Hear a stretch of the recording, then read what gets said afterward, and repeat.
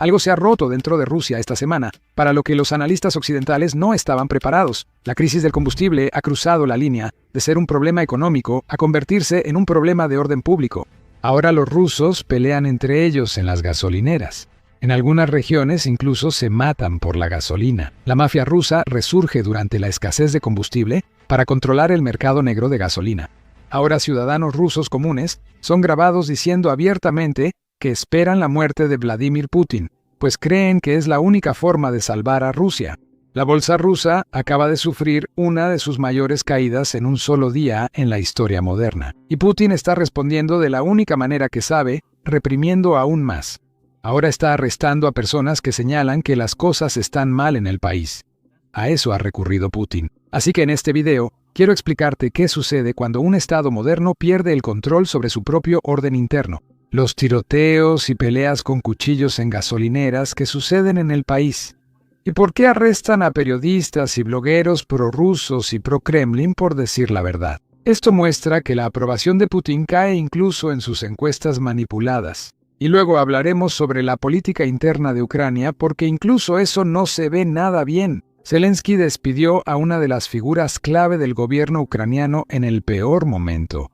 Después hablaremos de lo que pasa en las líneas del frente. Mi nombre es Sam y esto es Business Basics. Hablemos de los tiroteos en Rusia y por qué la gente pide la muerte de Putin. Verás, los rusos comunes se están atacando entre sí con pistolas y cuchillos por gasolina. Este tipo de cosas solo sucede en estados fallidos. Y ahora está sucediendo en la capital de una superpotencia nuclear.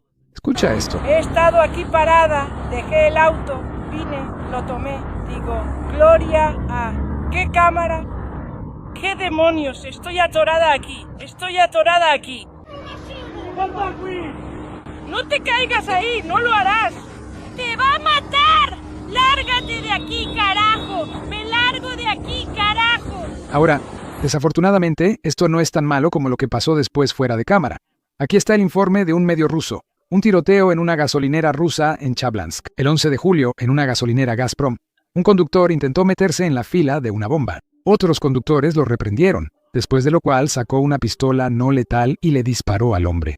La víctima fue hospitalizada tras el disparo y el agresor arrestado después de huir.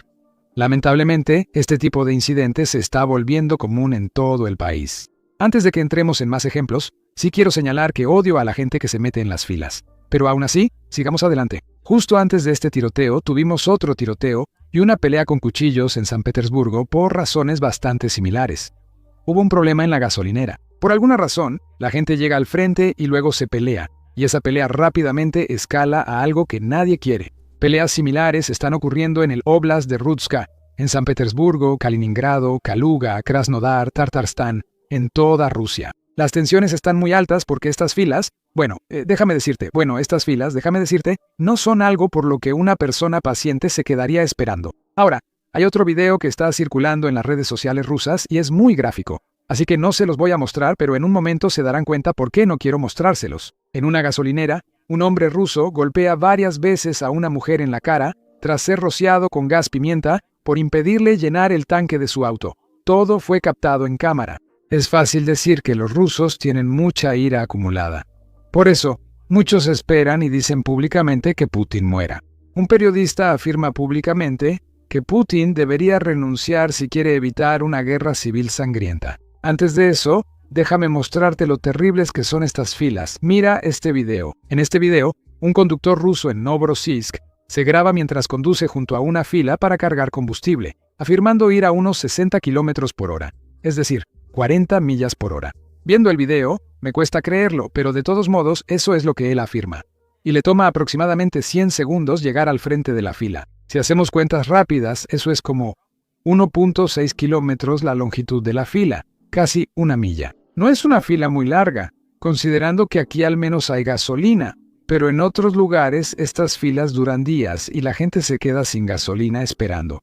Mira estas imágenes, no está tan mal, considerando que esta gasolinera sí tiene gasolina, algo raro en Rusia ahora, pero aún así, en algunos lugares las filas se están volviendo tan largas que la gente tiene que ingeniárselas para saber cuánto falta para que les toque. Mira este video. Aquí tenemos a un hombre ruso en una fila para gasolina usando binoculares para averiguar cuándo le toca. Así de larga se ha vuelto la fila. Y luego tenemos este otro video. En la región de Rostov, tenemos a rusos que literalmente se quedan sin gasolina mientras esperan en la fila para comprar más combustible. Así que sus autos se apagan en medio de la fila y tienen que empujarlos para llegar al frente. Y con suerte, para cuando lleguen todavía quede algo de gasolina en la estación. Ahora, todo esto nos lleva a la historia que a todos ustedes les interesa. El pueblo ruso pide públicamente que Putin muera y los periodistas rusos le piden que renuncie si quiere evitar una sangrienta guerra civil. Hablemos primero de los periodistas. Verán, la última vez que algo así sucedió en Rusia fue a principios de los años 90, antes y justo después del colapso. La situación dentro de la Unión Soviética y en Rusia, bueno, era grave. Los grupos criminales organizados llenaron los vacíos que dejó el Estado fallido. Ellos controlaban el mercado negro, la distribución y los precios. Era un negocio rentable. Ahora leo esta biografía de Putin. Pronto deberíamos tener un video sobre eso. Pero en aquel entonces, si tenías un negocio rentable, digamos un negocio legítimo, no había gobierno ni código ruso que te protegiera. Si un mafioso quería tu negocio porque estabas ganando demasiado dinero, no tenías otra opción. O morías o entregabas el negocio pacíficamente. No había otra opción. Muchos empresarios rusos hicieron justamente eso. Crearon un negocio exitoso para ganar dinero y ayudar al país. Luego llega el mafioso y te dice, estás ganando demasiado dinero, ¿por qué no me das el 50% o hasta el 100%? Y entonces tienen que hacerlo si quieren proteger su vida y proteger a sus familias. Bueno, esa es exactamente la razón por la que muchos rusos no quieren que eso vuelva a pasar. Y por eso están preocupados por esta crisis de combustible, porque para ellos esto les trae malos recuerdos. Y esta es exactamente la razón por la que ahora los periodistas rusos están pidiendo públicamente la renuncia de Vladimir Putin. Quieren que Putin simplemente renuncie pacíficamente y deje que la próxima generación de jóvenes líderes tome el control del país, lo dirija y, con suerte, mejore la situación. Escucha esto. Creo que el presidente debería renunciar. Necesita dar un paso atrás. Este es mi punto de vista como ciudadano de la Federación Rusa. Y eso yo. Creo que después de todos estos acontecimientos, si esta persona tiene la valentía necesaria, debería renunciar y convocar a elecciones justas, abiertas y competitivas. Creo en mi país. Mucha gente dice, Dmitry, ¿quién lo reemplazará?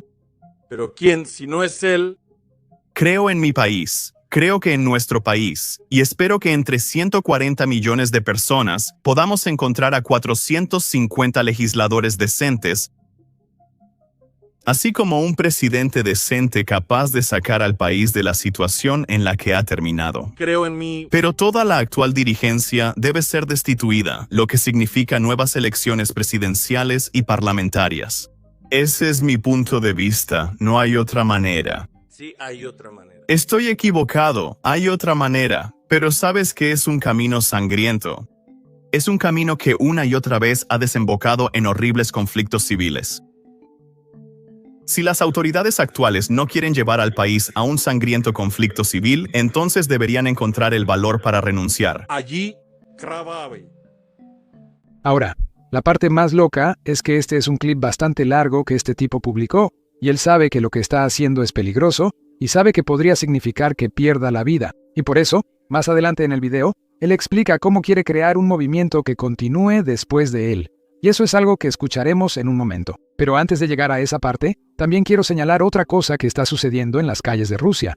Ahora también tenemos ciudadanos rusos comunes en cámara diciendo públicamente que esperan que Putin muera. Saben que es viejo y creen que Putin no renunciará al poder. Así que esperan que muera pronto para que el país tenga oportunidad de mejorar. No es solo una persona haciéndolo solo para ganar visitas.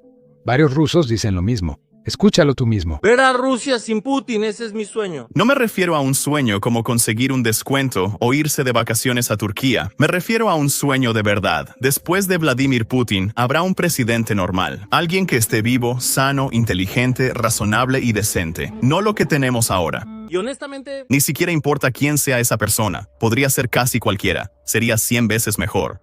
Putin es un criminal y un asesino. Espero que alguna enfermedad se lo lleve lo antes posible. ¿Quién es Vladimir Putin para ti?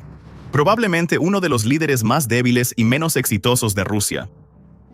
¿Qué piensas que Rusia ¿Será después de Putin? Espero que finalmente tengamos una verdadera democracia? ¿Cómo dejará el cargo? Él morirá. ¿Y cuándo? Eso espero. Si todos rezan exactamente a las 8 p.m., tal vez suceda antes. ¿Quién es Putin para ti? Honestamente, Solo es un viejo de quien todos están hartos. Putin solo dejará la presidencia muerto. No tiene alternativa. Hay demasiados crímenes, demasiada sangre derramada, demasiada falta de Estado de Derecho asociada a su nombre. Mientras la televisión propagandística de Putin siga al aire, no habrá cambios. ¿Por qué necesitamos un gobierno interminable al estilo de un zar? No lo necesitamos. En geopolítica, una sola decisión puede provocar una onda expansiva en los mercados a miles de kilómetros de distancia. Así que, si estás aquí buscando entender qué mueve al mundo, te voy a mostrar cómo los inversionistas más experimentados interpretan esos movimientos. Te presentamos eToro, una plataforma de inversión en múltiples activos donde puedes seguir a los mejores inversionistas, ver sus carteras e incluso copiar sus operaciones de forma automática. Únete a conversaciones de mercado en tiempo real para compartir ideas, tendencias y preguntas a medida que se desarrollan los acontecimientos. Y todo eso te da acceso a una amplia gama de activos, incluyendo acciones, criptomonedas, ETFs y más, todo en una sola plataforma.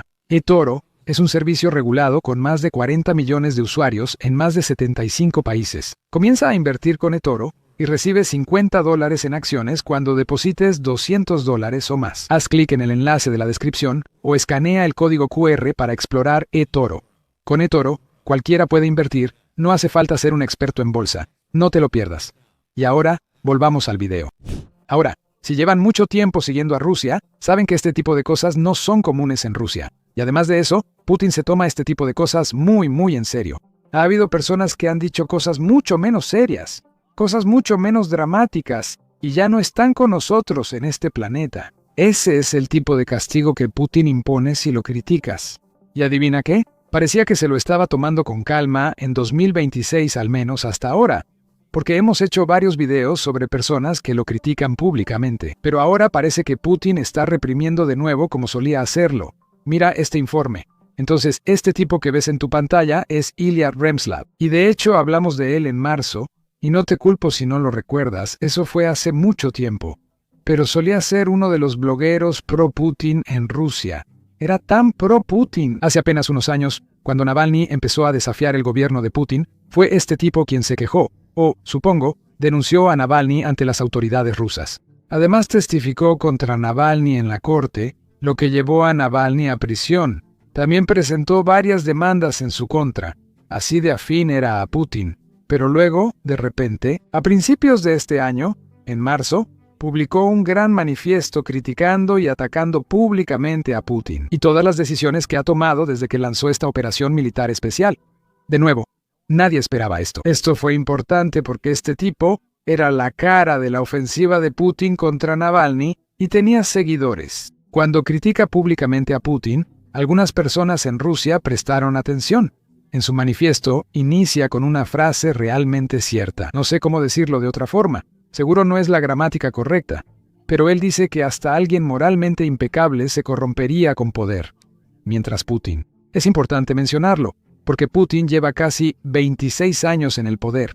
Hay niños en Rusia que solo han conocido a Putin como líder. Incluso cuando era primer ministro, él era el líder de facto del país. Él tenía la mayor parte del tiempo al aire en los canales de noticias y durante las visitas de líderes a Rusia, por lo que era el líder, aunque no oficialmente. Tuvimos a Dmitry Medvedev fingiendo ser el presidente solo por un mandato para evadir este límite constitucional que tenía Yeltsin. Cuando Putin vuelve al poder, elimina casi todos los límites constitucionales y puede gobernar indefinidamente. Si Putin quiere gobernar hasta morir, podría lograrlo en la Rusia actual. Eso es justo lo que este tipo denunciaba, y luego enumeró los demás problemas que tenía con Putin. Todos los que mencionamos aquí.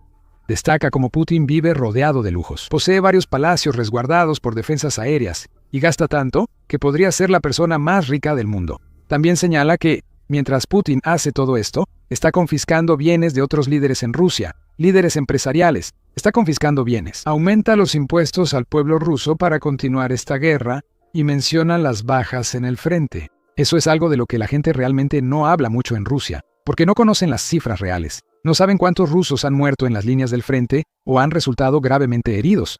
Y después de todo esto, él es como Fue un manifiesto largo de varias páginas. Les dejaré el video anterior para que puedan ponerse al día con todo el asunto. Después de todo, dice que Putin debe renunciar y ser acusado como criminal de guerra por arruinar el futuro de Rusia. Luego se despide. Un día después de que esto se publicó, Fue noticia importante en Rusia, no solo afuera.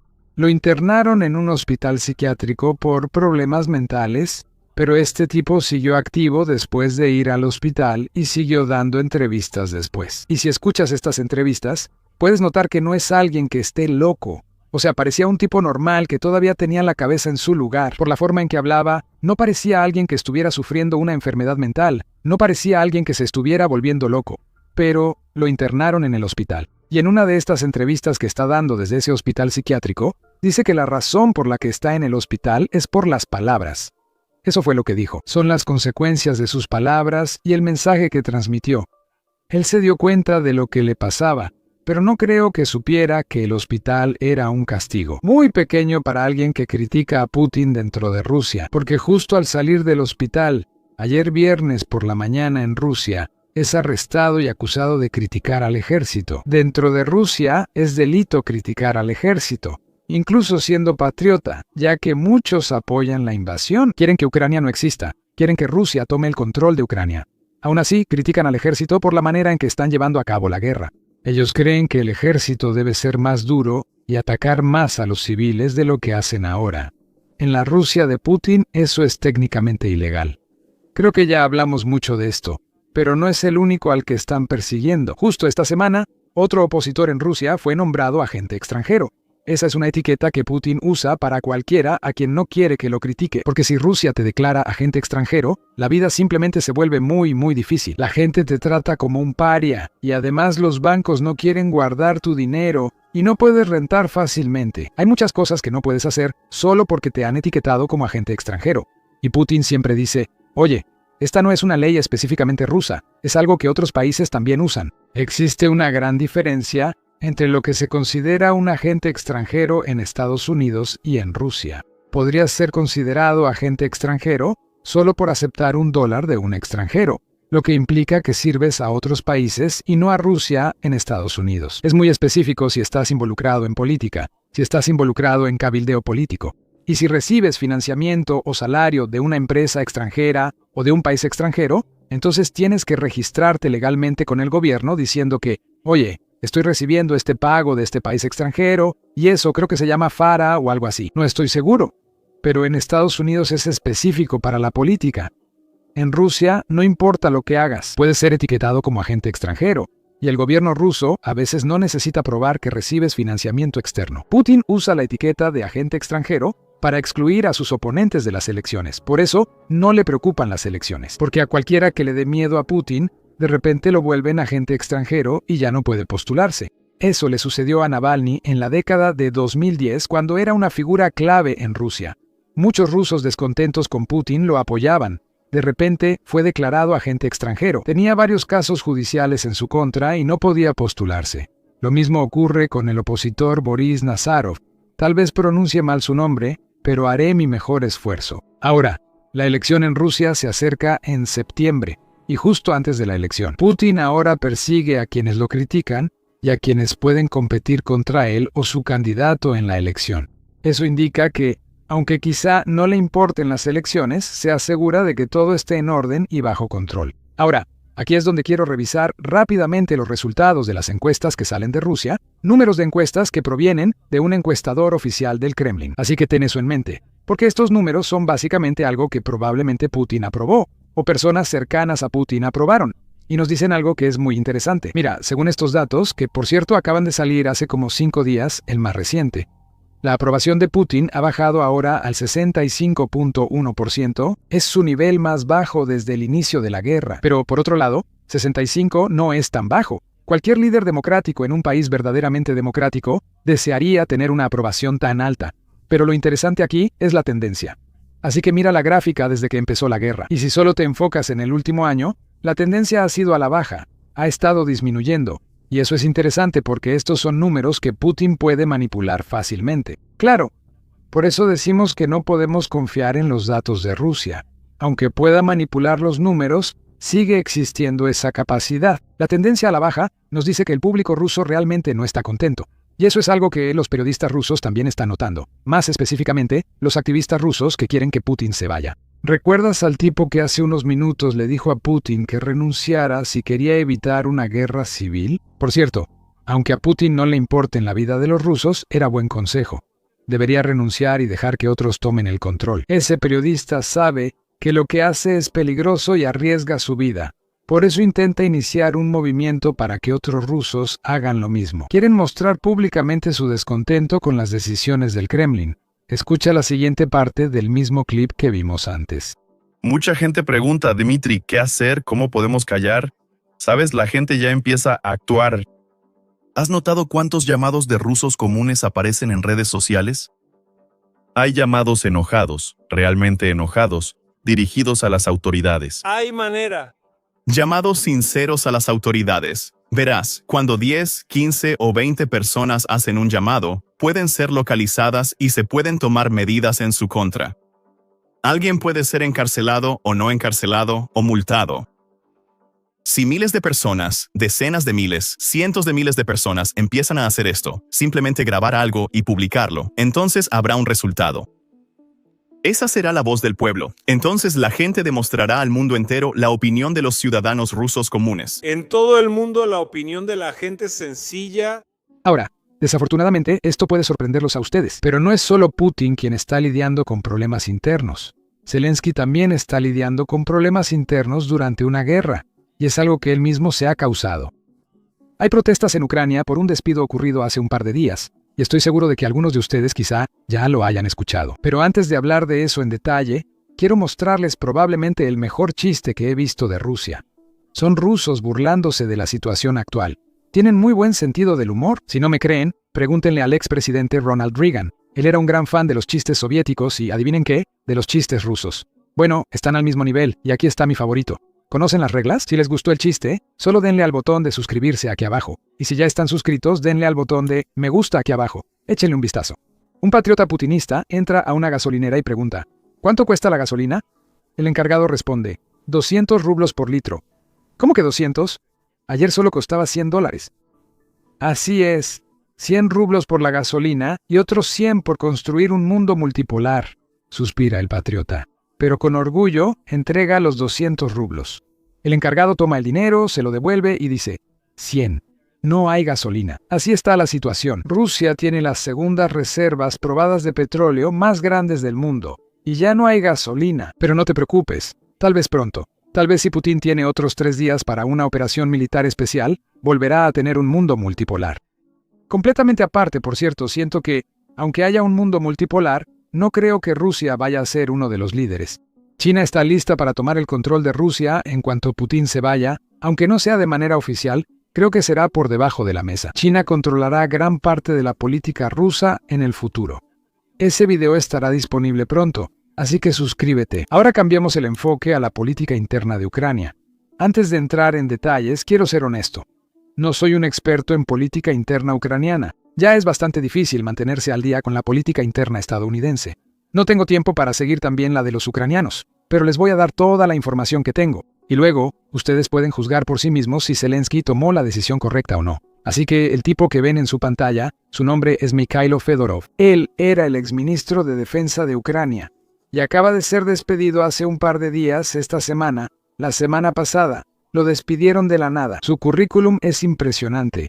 Solo fue ministro de Defensa 6 meses. Antes fue ministro de Transformación Digital y viceprimer ministro de Ucrania. Pero hace unos 6 meses ascendió a ministro de Defensa y logró mucho en esos 6 meses. Es un tipo joven, innovador, tiene una creencia muy fuerte sobre cómo Ucrania puede ganar esta guerra.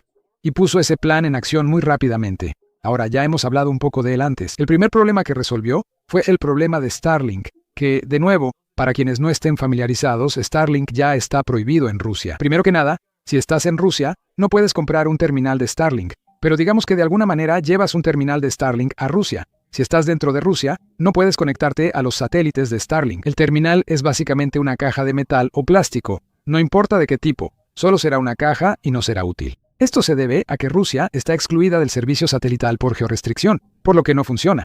Pero lo que los rusos han estado haciendo, más específicamente el ejército ruso en las líneas del frente, es que han estado comprando terminales de Starlink a través de terceros países. Desde Dubái, Emiratos Árabes Unidos, India o China, compraban con empresas falsas, contrabandeaban a Rusia y luego lo llevaban a territorio ucraniano ocupado por Rusia. Y adivina qué, el territorio ocupado por Rusia sigue considerándose Ucrania para Starlink y casi todos los países occidentales, ¿cierto?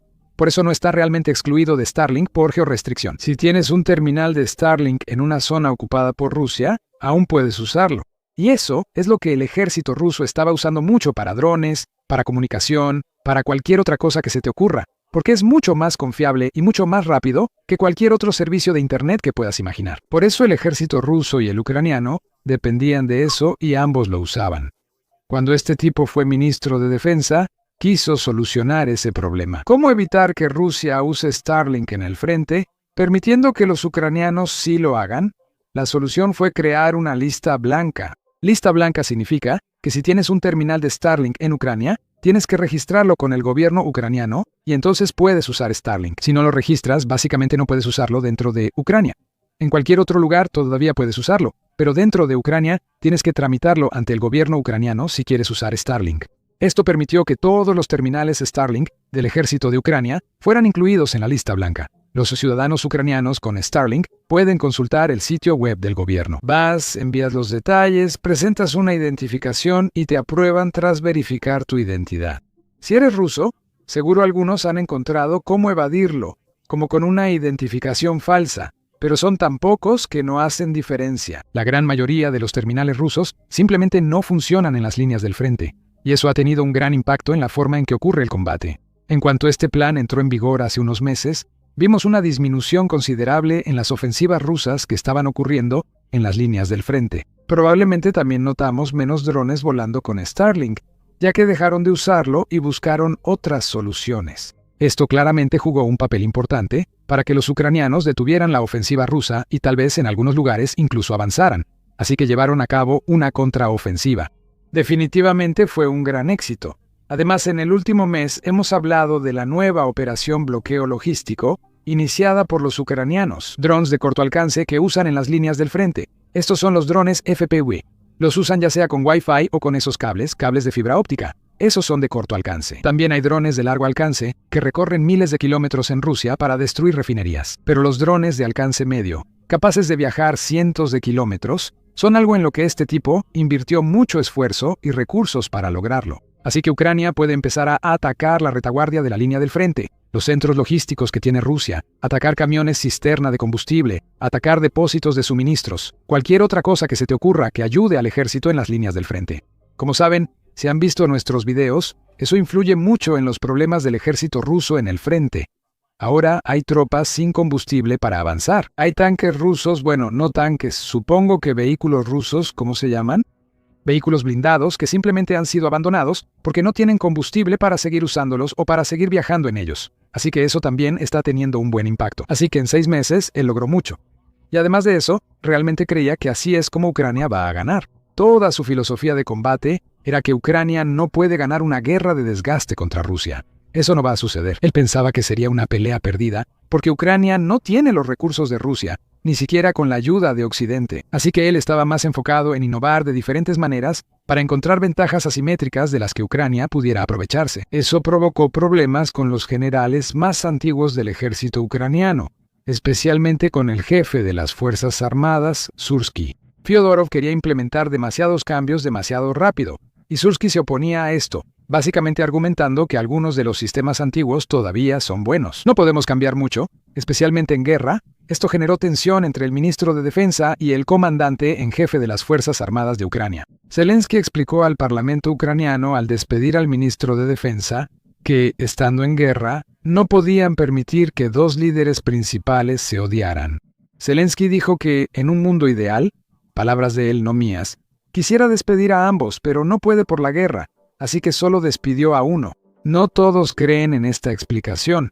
Además, Zelensky no ha hecho una declaración pública al respecto. La explicación que tenemos es de diputados que han dado declaraciones anónimas a los medios ucranianos después de esta reunión que tuvieron con Zelensky. Eso no significa que esa no fuera una razón del despido, pero muchos piensan que Zelensky está con la vieja guardia, vista como corrupta. La historia ucraniana incluye corrupción. No tanta como la rusa, pero igual no fue agradable. Mucha gente nota que Ucrania protege a la vieja guardia y no permite que los jóvenes que demuestran capacidad asuman el mando. Ese es el argumento del otro lado. Hay algunas protestas ocurriendo en Ucrania. No son protestas masivas, tal vez unos cientos de personas, quizá unos pocos miles. No sé exactamente cuántas personas, pero hay gente protestando por el despido. Y además de eso, parece que el Parlamento ucraniano está diciendo que no va a aprobar a otro ministro de defensa. Así que si Zelensky quiere reemplazar a este tipo, no puede hacerlo a través del Parlamento. Tal vez haya otra manera. No conozco bien la constitución ucraniana, pero le prestaré mucha atención. Veamos qué ocurre. Algo similar pasó el año pasado. También fue alrededor de julio. Como este mes, parece que Ucrania tiene la costumbre de crear problemas internos o que Zelensky tiene la costumbre de crear problemas internos. El año pasado, Zelensky intentaba aprobar una ley que pondría a todas estas organizaciones de investigación de corrupción bajo el control del gobierno, lo cual no le gustó a la gente. No puedes tener a quienes investigan al gobierno trabajando para él o respondiéndole. Eso fue lo que le gustó a la gente. Incluso Zelensky retrocedió. Tuvo que retirar la ley que firmó y todo salió bien. En ese entonces las protestas eran mucho mayores que las actuales. Veamos qué sucede. Les avisaré sin importar lo que ocurra. Pero quiero volver al frente porque Zelensky dice algo interesante que se relaciona con la crisis del gas o la crisis de combustible que estamos viendo en Rusia. Él dice que el objetivo de Ucrania no es dejar a Rusia sin combustible, sino vivir en paz. Luego menciona una de las frases más frías de la guerra. Escuchen. Nuestro objetivo principal no es una Rusia sin gasolina. Nuestro objetivo principal es una Ucrania sin Rusia. Una Ucrania sin guerra. Una Ucrania que sea parte de Europa, y una Ucrania y una Europa libres de la amenaza de Moscú. Ucrania y Europa sin la amenaza de Moscú. Ahora, cambiando de enfoque, también tenemos otro fragmento de entrevista de funcionarios del gabinete ucraniano. Supongo. No sé si este tipo es funcionario del gabinete en Ucrania, pero lidera las fuerzas de drones ucranianas. El tipo que dirige la campaña de bloqueo logístico que hemos cubierto en este canal. Y recientemente tuvo una entrevista con Kylin Robertson, otro compañero youtuber y periodista, y en esa entrevista habla sobre por qué Ucrania aún no ha atacado el puente de Kerch. Si ven todo lo que Ucrania ha hecho, uno se pregunta por qué el puente sigue en pie, ya que Ucrania ataca petroleros en el mar de Azov. También están atacando petroleros en el Mar Negro, de lo cual hablaremos en un momento. Así que Ucrania claramente tiene la capacidad de atacar el puente si quiere, pero no lo están haciendo. Entonces, ¿cuál es la razón? Bueno, escuchen la explicación. No estamos atacando el puente de Crimea, si no lo notaron. Déjenlo salir por ahí. Dejen que millones crucen el puente sin detenerse y sigan más allá de los Urales para vivir en paz. Esto es lo que perdieron tras vivir aquí más de 10 años. Es su boomerang, su karma. No debieron haber venido a nuestra Crimea. Que se larguen ahora a Siberia y empiecen desde cero si todavía son lo suficientemente jóvenes. Pero no los vamos a detener, que se vayan. Pero los vamos a molestar, que se vayan. Ahora la respuesta tiene sentido.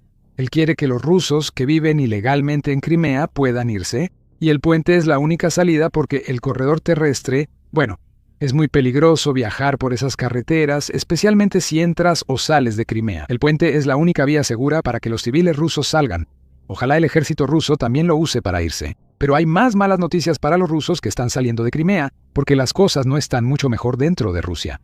Y esto es algo de lo que los economistas rusos están hablando muy abiertamente. Verás, desde que esta crisis de combustible empezó a sentirse en Rusia, Putin ha estado sacando recursos de otras regiones de Rusia para apoyar a Moscú y San Petersburgo, dos de las ciudades más grandes de Rusia. Y además, aquí es donde viven las élites. Ahora, estas ciudades son enormes. Moscú es, creo, la ciudad más grande de Europa. Con unos 13 o 17 millones de habitantes, San Petersburgo tiene otros 5 millones. Mucha gente vive ahí. Pero eso todavía significa que hay como 120 millones de rusos que viven fuera de la ciudad, porque la población del país es de 140 millones de personas. Y estas personas que no viven en las grandes ciudades sienten que están siendo engañadas porque el Kremlin solo se enfoca en las dificultades que atraviesa la gente de la ciudad. No están prestando atención a otras regiones que siguen siendo parte de Rusia. Y esto es exactamente de lo que está hablando este economista. Esto está creando una lucha de clases. Mucha gente está muy enojada con Moscú. Escucha esto. En este momento, Moscú está despojando a todas las regiones. La gente me está escribiendo desde Rusia ahora mismo diciendo que nunca han visto tanto odio hacia Moscú como el que hay ahora en las regiones rusas. La crisis de la gasolina lo ha empeorado mucho. O sea, te quitan la gasolina que más necesitas y la tienen que mandar a Moscú. La gente allá pasea en autos relucientes, creando la ilusión de una ciudad pacífica en un país pacífico que está en guerra. Eso causa una irritación intensa cuando tienes una cosechadora parada en el campo y no puedes ponerle combustible, no hay gasolina, nada. Y el diésel también se fue al frente, es imposible hacer algo. Esto nos lleva a otra campaña ucraniana que empezó hace 2 días. Grabo esto el viernes, comenzó el miércoles, y esto es parte de la campaña de bloqueo logístico que ha estado en marcha durante aproximadamente unas semanas. Esta campaña se llama Molotchka. No sé qué significa eso, la verdad. Pero la campaña es que drones ucranianos atacan petroleros y barcos rusos en el Mar Negro. Ya vimos que Ucrania atacó a todas las embarcaciones rusas que formaban parte o que estaban navegando en el Mar de Azov, y parece que se encargaron del asunto. El trabajo ahí ya está hecho. El transporte marítimo a través del Mar de Azov ha caído como un 99%. Hay 1 o 2 barcos aquí y allá, pero fuera de eso, no queda nada que Ucrania no haya atacado ya. Por eso ahora enfocan en el Mar Negro. En 2 días atacaron más de 30 embarcaciones, y eso eleva el total de embarcaciones que Ucrania ha atacado en los últimos 11 días a 147. Esta operación comenzó el 6 de julio y hasta el 16 de julio, que son 11 días, 147 embarcaciones rusas han sido atacadas por drones ucranianos. Y eso es simplemente una locura. Recientemente me senté a platicar con el ex Navy SEAL Chuck Farah, quien ha estado siguiendo la guerra mucho más de cerca que cualquier otra persona. Él ha estado siguiendo la guerra mucho más de cerca que yo también. Él explica la doctrina naval y lo que implica lo que Ucrania hace.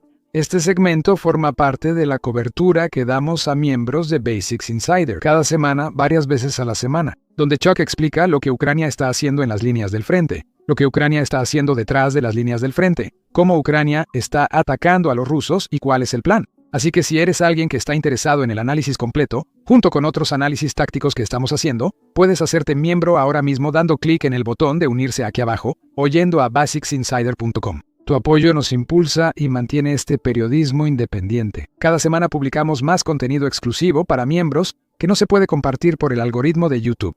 Puedes unirte ahora, pero aquí tienes el segmento de todos modos. Échale un vistazo y bienvenidos de nuevo. Hoy tenemos Battlefield Breakdown con nada menos que el ex Navy SEAL Chuck Farah. Es un placer estar aquí. Analizaremos algunos clips de batalla y en general, amigos, creo que ya sabemos cómo acabarán. El primero creo que sucedió esta mañana. Ucrania llevó a cabo el primero de su tipo UGV, vehículo terrestre no tripulado. Aterrizaron en una isla en el Mar Negro. Correcto. Esto fue en la flecha de Kimburn, que es la pequeña parte de las islas Barrera al sur de Jersón. Estás viendo algo que nunca ha sucedido en la historia. Ese es un bote no tripulado bajando una rampa y desembarcando un vehículo terrestre no tripulado. Y parece que estamos tratando con un cañón de 20 milímetros aquí. De nuevo no pude verlo muy bien, pero ese es un cañón grande. Sí, así que eso es, ya sabes, si eso es una ametralladora calibre 50, nunca he visto ese dispositivo en la boca del cañón. Eso es algo sobre lo que la gente siempre ha especulado. Robots entrando y peleando se está volviendo una realidad. Realmente estamos llegando al punto en el que la guía terminal autónoma se está volviendo común en ambos bandos. Ucrania lo implementó primero, pero hoy acabo de subir una infografía sobre el Geran 4 que es realmente rápido. Es una variante rusa del Shahed que tiene motor a reacción, es realmente rápida, puede alcanzar varias G y eso es para escapar de los drones interceptores. Y tiene inteligencia artificial, ya sabes, aprendizaje automático. Antes le decíamos sistema experto, antes de que se popularizara inteligencia artificial, pero puede fijar un objetivo en movimiento e impactarlo. Eso no es bueno. Sí, es una locura. Bien, siguiente clip. Tenemos a los petroleros siendo atacados en el Mar de Azov. Como pueden ver, amigos, es un entorno lleno de objetivos. Todos estos barcos apuntan en la misma dirección y están anclados.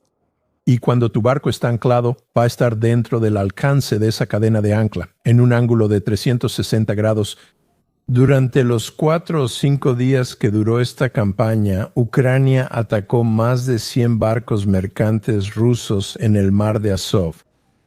Como dije, es un entorno lleno de objetivos. Ahí has visto un giro de 180 grados y literalmente hay barcos por donde mires. Estos son buques cisterna de destilados de aproximadamente 7,000 toneladas Así que están transportando productos destilados que son gasolina, queroseno, gasolina, y siempre son atacados como este. O son atacados en el puente, los espacios de navegación, o son atacados en los compartimentos de máquinas. Y obviamente si estás transportando gasolina vas a tener una mala tarde aquí. Crimea ya se está quedando sin gasolina. Sí, de verdad lo es. Y otra cosa importante, Sam, quedarse sin gasolina es un fastidio. Si eres civil, tendrás que caminar a algún lugar. El verdadero problema es que te quedas sin diésel, así que si eres soldado tienes que caminar. Pero también implica que tus sistemas de defensa aérea no pueden usar generadores diésel para funcionar. Y además no hay electricidad en toda Crimea. Así que la situación empeora cada vez más. Ahora, muchos de estos barcos estaban anclados en las cercanías del puente de Kerch. Así que lo que los rusos tuvieron que hacer cuando todos estos drones se acercaban y estaban hundiendo o atacando, porque no todos se hundieron, estaban atacando un barco ruso aproximadamente cada 2 horas. Y mira, esto es a la sombra del puente de Kerch y los rusos tuvieron que tomar la decisión. ¿Defendemos el puente o defendemos estos barcos? Y puedes ver cómo le fue a este tipo. Una teoría en línea dice que Ucrania ataca varias rutas hacia Crimea para obligar a que todo pase por el puente, ya que no tienen otra forma de abastecimiento. Sí, bueno, una de las cosas que también está pasando es que, mira, el puente de Kerch sigue en pie, pero solo está funcionando al 25% de su capacidad. La razón principal por la que construyeron el puente fue para el tránsito por carretera y por tren. En su punto máximo, 62,000 vehículos al día cruzaban el puente de Kerch. Ahora eso ha bajado al 25%, y esto va a sonar extraño. Ha bajado al 25% porque el puente no puede soportar las cargas normales de tráfico. Y lo que más ha sufrido es el cruce ferroviario. Antes pasaban 94 trenes al día por el puente. Sam, ahora solo hay 4. Así que por eso hay tantos camiones cisterna aquí, porque tienen que transportar el combustible que antes llevaban los trenes. Y ahora 100 de estos barcos se ven como ese, el que tiene el humo. Ya atacaron la parte ferroviaria antes, ¿no? En el puente. Sí, absolutamente, pero ese gran ataque que ocurrió hace 2 años y medio, ese fue el golpe clave porque incendió varios vagones de combustible justo en la parte superior del puente, donde las tensiones son mayores desde el punto de vista arquitectónico. Mira, no hay coincidencias en la guerra, no es cuestión de suerte, te haces bueno. Esa sección del ferrocarril sigue fuera de servicio. Así que dije, ya sabes, pasamos de 94 trenes a 4. Esos trenes tienen que ir a 10 kilómetros por hora.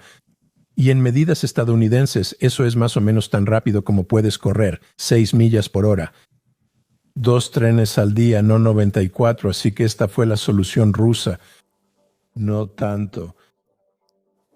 Además, hablando del diésel, ¿cómo sabríamos que el ejército está sufriendo? Porque tendrías que suponerlo, ¿no?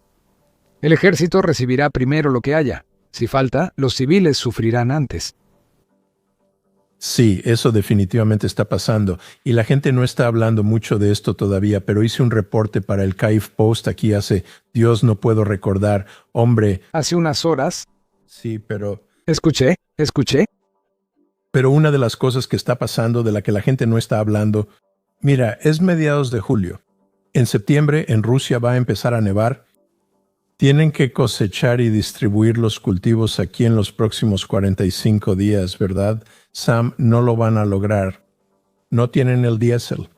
Tenemos un clip más adelante con una señora que es ganadera en Rusia y ella está diciendo, los tipos que están cosechando el grano no tienen el diésel, no pueden pagarlo al precio actual.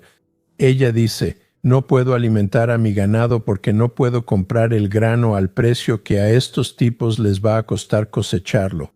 Pero eso ni siquiera incluye las presiones económicas, y son reales y sabes, eso puede interrumpir la distribución. Pero el verdadero maldito problema es que no hay diésel.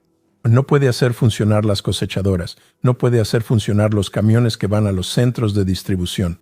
Y no hay distribución local porque esos camiones también funcionan con diésel o gasolina. Así que en los próximos 45 días vas a ver grandes déficits de cosecha en Rusia. Ya veremos. La gente, ya sabes, la gente no tiene gasolina ahora, pero cuando la gente tiene hambre, ya sabes, se enoja. Cada vez que hago estos videos, termino con más investigación de la que cabe en un episodio. Algunos espectadores ya han comentado que se están volviendo muy largos, lo entiendo. Más de 20 minutos, creo que este video probablemente va a durar más de 30 minutos. Eso es extremadamente largo. Así que lo que empezamos a hacer es que de todos modos hago la investigación y quiero cubrirla. Empezamos a lanzar versiones extendidas de estos videos para nuestros miembros. Así que si no eres miembro, ahí tienes otra razón para suscribirte, especialmente si quieres seguir lo que está pasando en las líneas del frente, lo que está pasando en Ucrania y lo que está pasando en Rusia. Puedes hacerte miembro dando clic en el botón de unirse abajo o en basicsinsider.com. Soy Sam, eso es todo. Nos vemos en el próximo video.